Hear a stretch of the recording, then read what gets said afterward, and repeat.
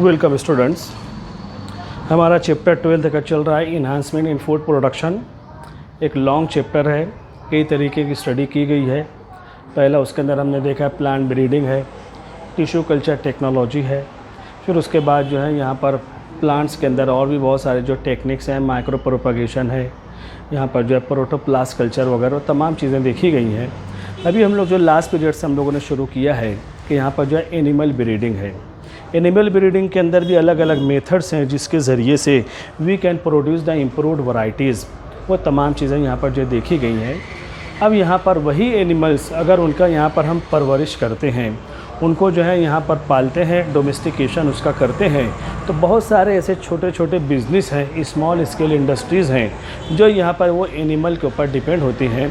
और एनिमल को ये बिज़नेस के अंदर लाइव स्टॉक कहा जाता है, ज़िंदा स्टॉक उसको जो है यहाँ पर हम कहते हैं।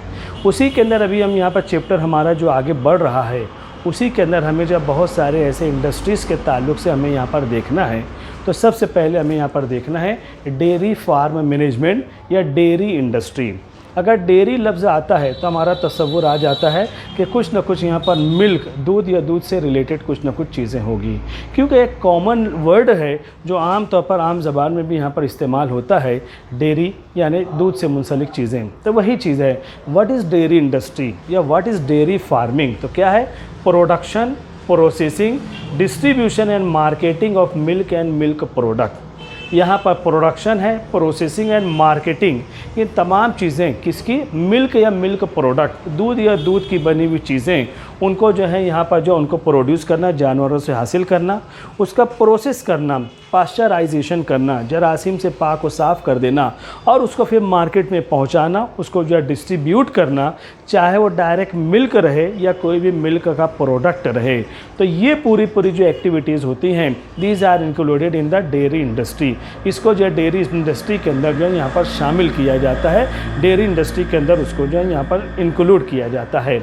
अब इसके अलावा यहाँ पर हम देखते हैं दूध हासिल करने के लिए पूरी दुनिया के अंदर यहाँ पर जो है काऊ और इसी तरीके से बफेलो, गाय और भैंस, इनको पाला जाता है। इनके ज़रिए से जो है मिल्क जो है यहाँ पर हासिल किया जाता है, दूध यहाँ पर जो है इनके ज़रिए से हम हासिल करते हैं। तो यहाँ पर दूध और हासिल करने के अलावा कुछ और भी चीज़ें हैं जिसके ज़रिए से एडिशनल इनकम यहाँ पर होती है, या उसको जो है एक्स्ट्रा इनकम कहा जाएगा। मिसाल के तौर पर ये जो काउज़ हैं, बफेलो वगैरह होते हैं, इनके जो काऊ डंग होते हैं, इनका जो गोबर होता है वो मैन्योर खाद के तौर पर यूज़ होता है, या इसी को सुखाकर फ्यूल केक बनाया जाएगा। ओपला या ओपली जिसको कहते हैं, इसको जो है यहाँ पर सुखा लिया जाता है गर्मी के दिनों में, और ड्राई होने के बाद जलाने के लिए भी यहाँ पर जो उसको जो है फ़रोख्त किया जाए, उसको सेल किया जाएगा। तो यहाँ पर ओपला जो होता है उसको जो है फ्यूल केक कहते हैं। इसी तरीके से गोबर गैस तैयार की जाती है जिसके अंदर ये काऊ डंग, ये जो है एज अ रॉ मटेरियल इसका जो है यहाँ पर यूज़ होता है, ये इस्तेमाल किए जाते हैं। तो यहाँ पर हम देख रहे हैं इस तरीके से इसके अंदर जो है ये एक्स्ट्रा इनकम, ये हम कहना चाहिए कि एडिशनल इनकम यहाँ पर इसके ज़रिए से जो है यहाँ पर हासिल होती हैं। तो ये जो है यहाँ पर मिल्क और मिल्क प्रोडक्ट के अलावा इसके जो काऊ डंग हैं that can be use as a source of extra income, वो जो है हासिल किए जाते हैं। अब जब हम यहाँ पर आगे बढ़ते हैं तो हमें अब यहाँ पर देखना what are the breeds of cow. Breed यानी जनरेशन, काऊ के अंदर, गाय के अंदर कौन कौन सी नस्ल हैं जिनके ज़रिए से ज़्यादा जो है मिल्क का प्रोडक्शन हो सकता है।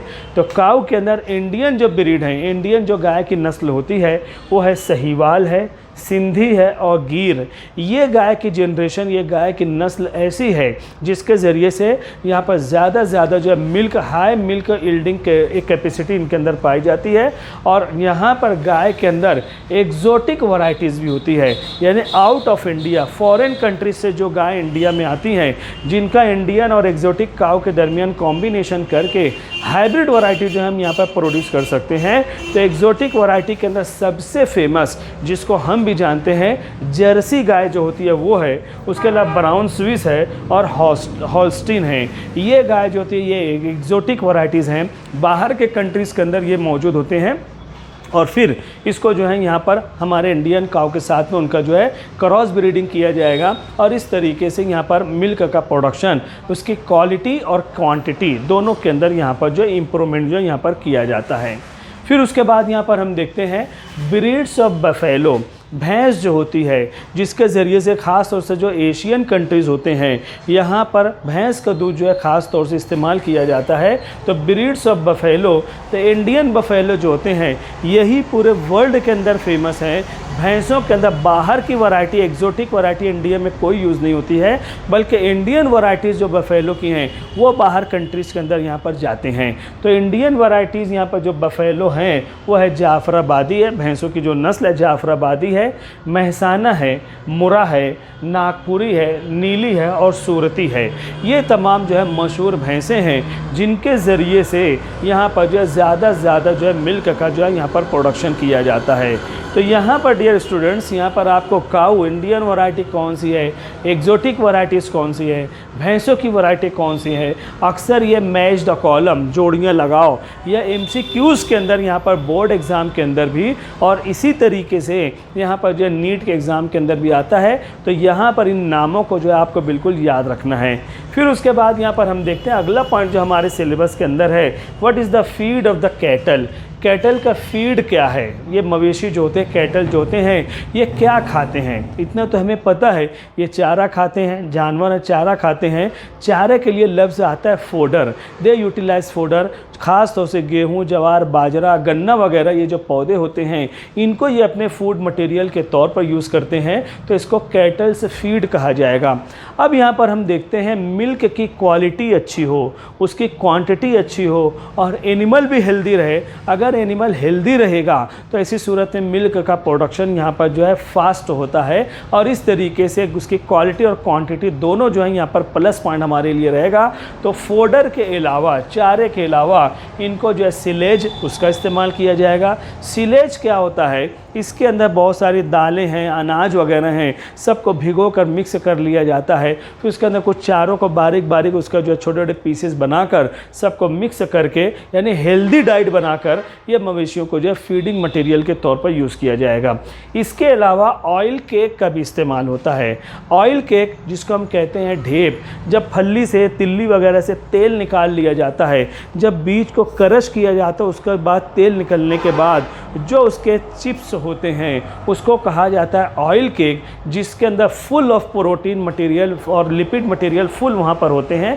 उसको भी जानवरों को जो है यहाँ पर फीडिंग मटेरियल के तौर पर यूज़ किया जाएगा। बहुत सारे मिनरल्स हैं, विटामिन्स हैं, सॉल्ट है, यानी जिस तरीके से इंसान मौसम के लिहाज से उसको मेडिसिन की ज़रूरत पड़ती है, ये जो एनिमल होते हैं इनकी भी सेहत यहाँ पर मौसम का असर ना हो, बैड इफ़ेक्ट ना होने पाए, तो ऐसी सूरत में इनको भी जो है यहाँ पर फीडिंग मटेरियल के तौर पर इनको भी जो है यहाँ पर देखा जाता है कि दवा के तौर पर, टॉनिक के तौर पर ये तमाम चीज़ें जो है यहाँ पर इस्तेमाल की जाती हैं। तो यहाँ पर ये जो कैटल फोडर के अलावा, चारे के अलावा सिलेज है, ऑयल केक है और यहाँ पर मिनरल्स हैं, विटामिन्स और सॉल्ट वगैरह, इनका भी जो है यहाँ पर इस्तेमाल जो यहाँ पर किया जाता है। तो ये इतना है यहाँ पर जो है डेयरी इंडस्ट्री से रिलेटेड है। इसके अंदर अभी अगला पॉइंट हमारा जो आने वाला है उसको हम यहाँ पर देखते हैं। अगला पॉइंट जो इसके अंदर रहेगा वो हमारा पॉइंट रहेगा कैटल शेड जो रहेगा। कैटल मवेशी जहाँ पर रखे जाते हैं वो शेड कैसा होना चाहिए। कैटल शेड को आमतौर पर हम लोग कहते हैं तबेला, जहाँ पर गाय और भैंस रहते हैं। पूरा शेड वहाँ पर होता है, खुला हुआ होता है, एयर सर्कुलेशन वहाँ पर होता है, साफ़ सफाई का ध्यान रखा जाता है। वही जो तबेला होता है वो शेड, उसके अंदर क्या क्या प्रॉपर्टीज़ जो यहाँ पर होना चाहिए। तो cattle shed that must B clean, साफ़ सुथरा होना चाहिए, यानी उनका जो यहाँ पर काउडंग वगैरह उसकी सफाई होना चाहिए। यूरिन जो है वहाँ पर जमा ना रहे, उसको बहना चाहिए, क्योंकि अगर जितनी ज़्यादा यहाँ पर जो है कंडीशन ख़राब रहेगी, क्लीनलीनेस अगर वहाँ पर साफ़ सफाई वहाँ पर नहीं रहेगी, तो पैथोजेनिक माइक्रो ऑर्गेनिज़म के फुल चांस हैं कि वहाँ पर pathogenic micro organism that may develop, वो जो है वहाँ पर डेवलप हो सकते हैं। तो यहाँ पर कैटल शेड जो होता है, तबेला जो होता है, दैट मस्ट बी क्लीन। उसके अलावा जो है वो स्पेशियस होना चाहिए। स्पेशियस का मतलब है बड़ी जगह होना चाहिए, कंजस्टेड नहीं होना चाहिए कि छोटी सी जगह उसके अंदर बहुत सारे एनिमल एक के अंदर अंदर एक वहाँ पर घुसे हुए हों। स्पेशियस यानी बड़ी जगह यहाँ पर होना चाहिए ताकि एनिमल आराम से खड़ा रह सके, बैठ सके, और वहाँ पर मिल्किंग का जो प्रोसेस है, दूध निकालने का जो प्रोसेस रहेगा वो भी सुकून के साथ यहाँ पर हो सके। तो यहाँ पर कैटल शेड जो है बड़ी जगह में होना चाहिए और वो है स्पेशियस होना चाहिए। इसके अलावा वहाँ पर एनिमल के लिए feeding facilities that must be present. इत्मीनान के साथ में एनिमल जो है यहाँ पर जो है खाना अपना चारा वगैरह जो है यहाँ पर खा सकें, बैठ सकें, और यहाँ पर जो है ये तमाम फैसिलिटीज़ जो है यहाँ पर होना चाहिए। इसके अलावा यहाँ पर कैटल शेड के अंदर वाटरिंग और उसके अलावा जो है लाइटनिंग पर यहाँ पर जो है लाइटिंग की भी जो है यहाँ पर फैसिलिटीज़ होना चाहिए, यानी ऑटोमेटिकली वहाँ पर भरपूर पानी भी होना चाहिए, क्योंकि यहाँ पर गाय और भैंस जो इनको वाटर की ज़रूरत बहुत ज़्यादा होती है, तो वाटर की ज़रूरत भी होना चाहिए। और रात के वक्त में यहाँ पर जो है लाइटिंग की प्रॉपर्टीज़ भी यहाँ पर होना चाहिए। अगर बाय चांस हमें कोई ज़रूरत है तो हम आसानी से देख सकें, एनिमल भी यहाँ पर जो है सुकून के साथ रह सकें, तो यहाँ पर जो वाटरिंग और लाइटिंग फैसिलिटीज़ भी यहाँ पर होना चाहिए। इसके अलावा जो है ख़ास चीज़ जो रहेगी क्लीनलीनेस ड्यूरिंग द मिल्किंग।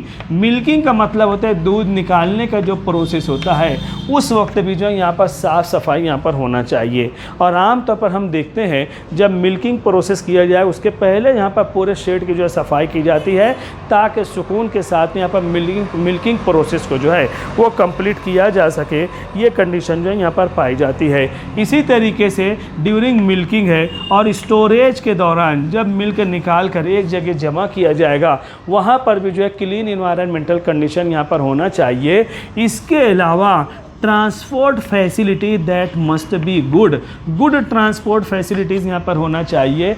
ऐसी जगह कैटल शेड हो जहाँ से हम ट्रांसपोर्टेशन जो है आसानी से हो जाए, आसानी से मिल्क को जो है लाना ले जाना किया जा सके, क्योंकि मिल्क एक ऐसा प्रोडक्ट होता है जो ज़्यादा हम स्टोर करके नहीं रख सकते, बहुत जल्द वो जो है ख़राब हो सकता है। तो इसीलिए ट्रांसपोर्टेशन के अंदर भी यहाँ पर जो है फैसिलिटीज़ जो है यहाँ पर होना चाहिए। ये कंडीशन यहाँ पर, ये भी चीज़ें जो है यहाँ पर ज़रूरी है। ऐसी जगह तबेला, ऐसी जगह जो है कैटल शेड बनाया जाए जहाँ से हर तरह का ट्रांसपोर्टेशन, यानी मिल्क को ले जाना है, चारा वगैरह लाना है, ऑयल केक वगैरह लाना है, वो तमाम चीज़ें यहाँ पर जो हो जाए, ये कंडीशन भी होना चाहिए। और सबसे इम्पोर्टेंट चीज़ यहाँ पर जो होती है वो है veterinary doctors facilities that is also essential.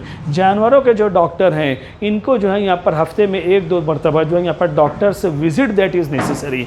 जिस तरीके से मौसम के लिहाज से हमारे अंदर इन्फेक्शन होता है, इंसानों के अंदर बीमारियां पाई जाती हैं, ये काउज और बफेलोज जो हैं इनके ऊपर भी उसका इफ़ेक्ट होता है। तो वेटरनरी डॉक्टर्स की जब यहाँ पर हफ्ते में 1-2 मरतबा यहाँ पर विजिट होती रहेगी, अगर कोई बीमार है तो इमीडिएट उसको जो यहाँ पर मेडिसिन मिल जाएगी, तो मिल्क के प्रोडक्शन के अंदर कोई कमी भी नहीं आएगी और रेगुलर यहाँ पर मिल्किंग प्रोसेस जो है यहाँ पर चलता रहेगा। ये फैसिलिटीज़ भी यहाँ पर मिलती है। तो कैटल शेड जो यहाँ पर रहेगा इस तरीके से ये फैसिलिटीज़ यहाँ पर होना चाहिए। और वहाँ पर कैटल शेड जो रहेगा वो गुड वेंटिलेटेड यहाँ पर होना चाहिए। गुड वेंटिलेटेड यानी यहाँ पर जो है एयर सर्कुलेशन होना चाहिए, सब तरफ से पैक नहीं होना चाहिए, नहीं तो अंदर ही अंदर वहाँ पर जो है गैसेज जो गोबर से रिलीज होते हैं वो यहाँ पर जो है एक बैड इन्वायरमेंटल कंडीशन वहाँ पर हो सकता है। तो गुड वेंटिलेटेड रूम यहाँ पर जो रहे, हवादार कमरा रहे, एयर का सर्कुलेशन बराबर होता रहे, तो कोई पैथोजेनिक माइक्रो ऑर्गेनिज्म वहाँ पर जो है डेवलप नहीं हो सकते हैं।